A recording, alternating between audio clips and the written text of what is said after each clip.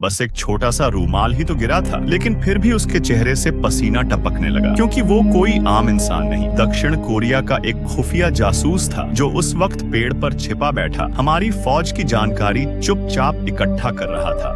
अगर वो छोटा सा रूमाल किसी ने देख लिया तो समझो खेल खत्म। डर के मारे उसने जल्दी से कुछ सूखी पत्तियां उठाई और उसे रूमाल पर फेंक दिया, पर पतली पतली पत्तियां कुछ छुपा ही नहीं पाई। अब घबराकर उसने पेड़ की एक टहनी तोड़ी और बार बार टहनी डालता रहा, तब जाकर वो सफेद कपड़ा पूरी तरह ढक सका। तभी कुछ कदमों की आवाज आई। हमारे कुछ फौजी वहाँ तलाशी लेते हुए आ पहुँचे। जासूस ने सांस रोक ली, मन ही मन दुआ करने लगा, हे भगवान, किसी की नजर उस रूमाल पर न पड़े। शुक्र था कि सैनिक धीरे धीरे वहाँ से दूर चले गए। बच गया, अब तो जान में जान आई। वो झटपट उठकर पास की नदी में पानी भरने गया, पर तभी एक नजरबंद सैनिक ने उसे देख लिया। कामरेड, इतनी रात को यहाँ क्या कर रहे हो? वो तुरंत मुस्कुराने लगा, बोला, अभी अभी मिशन पूरा हुआ है, सोचा थोड़ा पानी पी लूं। तुम किस यूनिट से हो? अब फंस गया यार। सैनिक ने उससे पासवर्ड मांगा। वो थोड़ा घबराया, फिर जोर से बोला, हे कप्तान। सैनिक का ध्यान जैसे ही भटका, उसने मौका देखकर चाकू सीधा सीने में घुसेड़ दिया, फिर उसकी लाश को घसीट कर झाड़ियों में छिपा दिया। अगली सुबह पेड़ पर बैठे जासूस की नींद टूट गई, क्योंकि कहीं से सा सा की आवाज आ रही थी। उसने घबराकर चारों ओर देखा तो देखा एक जहरीला सांप उसकी तरफ रेंग रहा था, पर वो कोई आम आदमी नहीं, दक्षिण कोरियाई इंटेलिजेंस का कप्तान, फाइट टीम लीडर था। इतनी खतरनाक चीजें वो पहले भी झेल चुका था।